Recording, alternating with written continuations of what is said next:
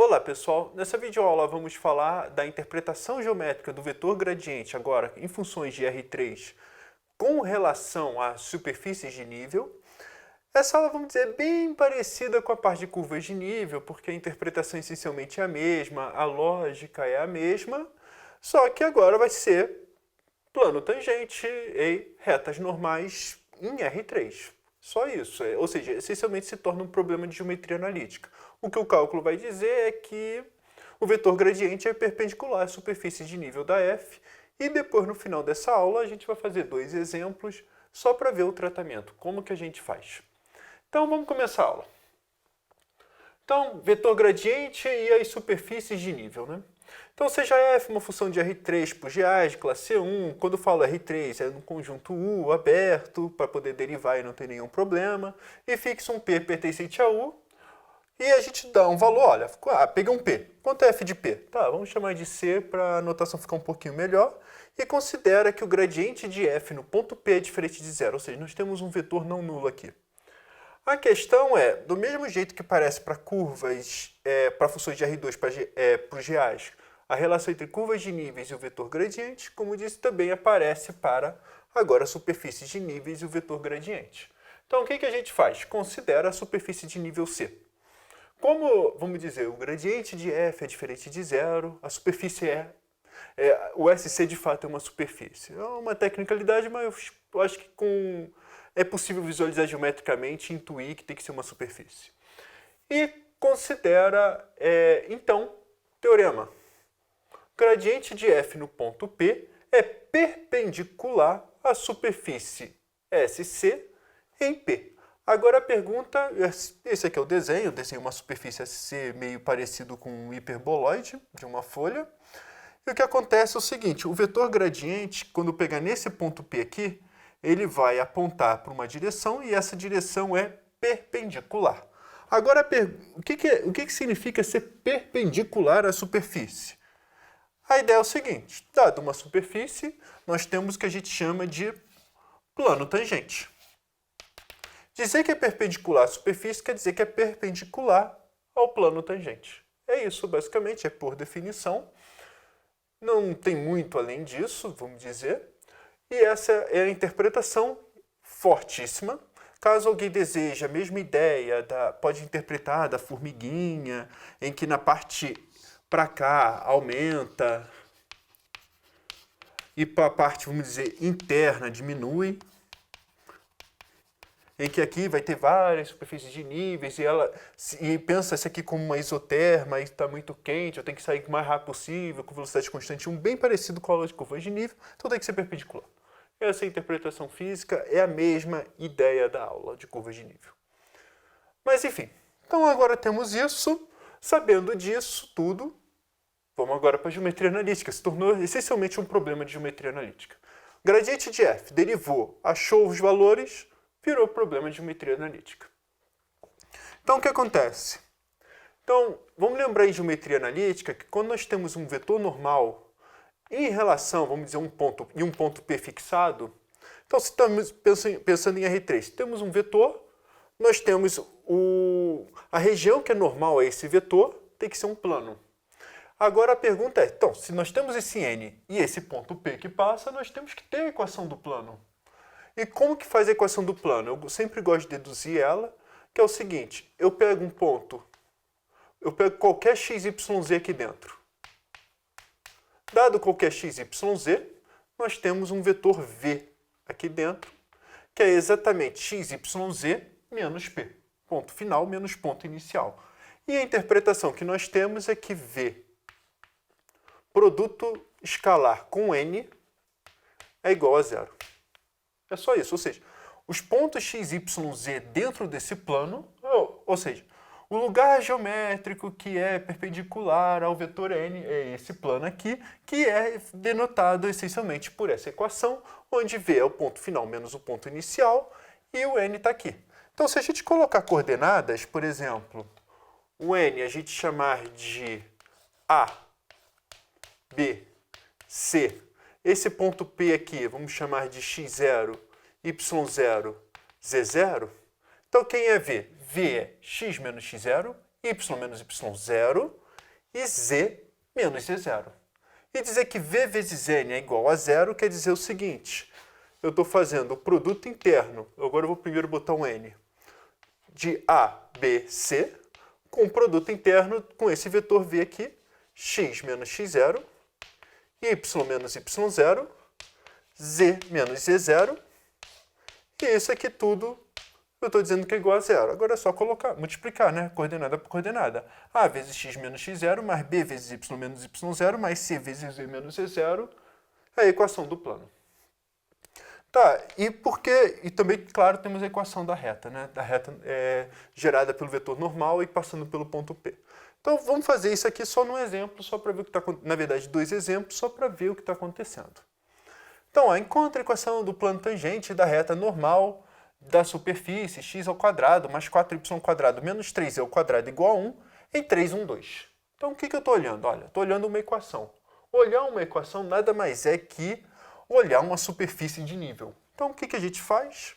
Bem, considera uma função f de x, y, z igual a x ao quadrado mais 4y ao quadrado menos 3z ao quadrado. E eu estou olhando a superfície de nível 1 dessa fzão aqui. Então, o que nós temos?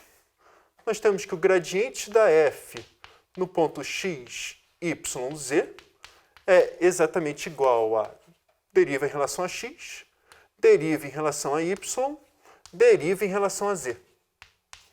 E o que nós temos é que o gradiente da f no ponto 3, 1, 2 é igual a, então vamos lá, 6, y igual a 1 e z igual a 2. É igual a esse vetor aqui, é igual a exatamente esse vetor aqui mesmo. Então, equação do plano tangente.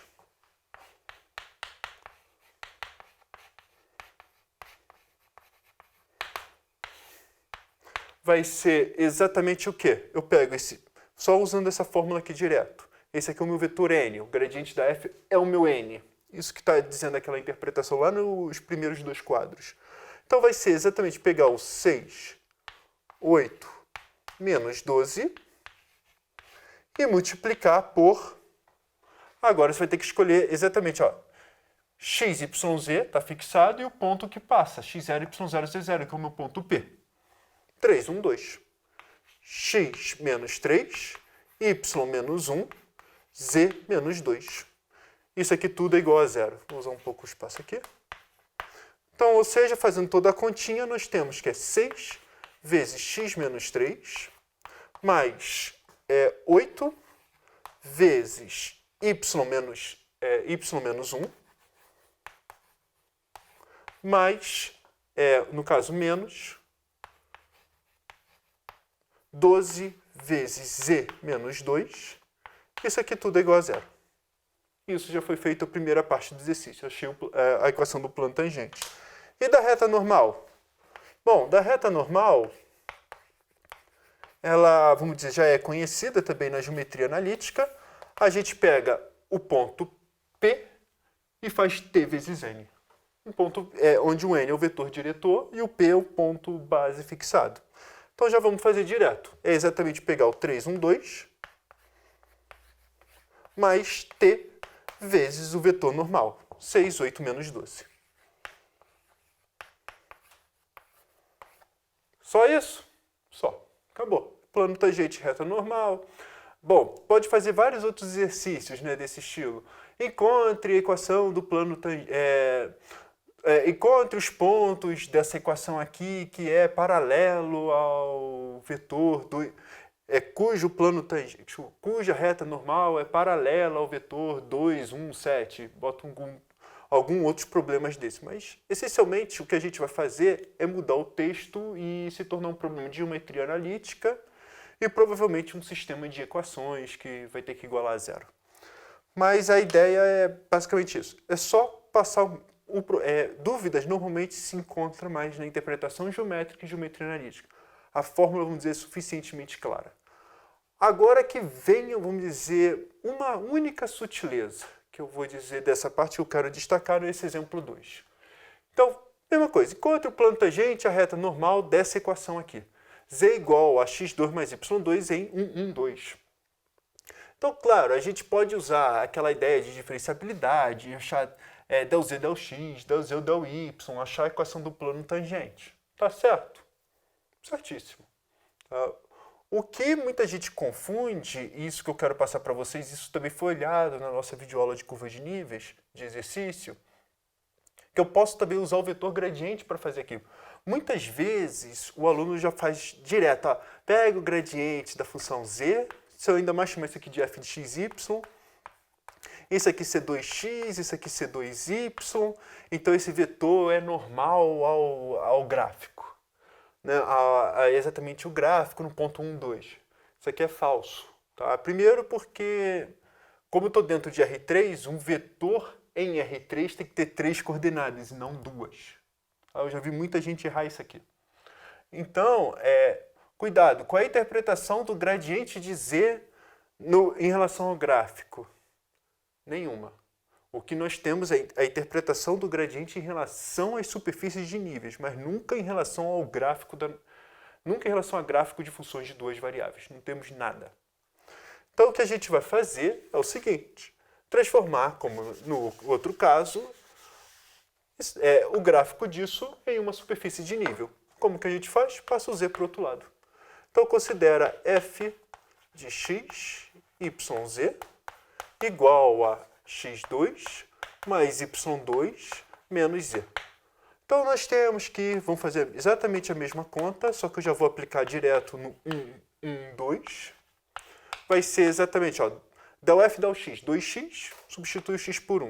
Del f del y, 2y, substitui o y por 1. Del f del z já é menos 1. Então, nós temos que a equação do plano tangente, deixa eu só... equação do plano tangente. Então, só para manter a notação, ó, a superfície de nível 0 dessa função coincide com o gráfico dessa função. Então, a equação do plano tangente vai ser dada como? Exatamente como 2 menos 1, vezes x menos 1, y menos 1, z menos 2, igual a 0. E sempre faça essa continha, faz essa distributiva.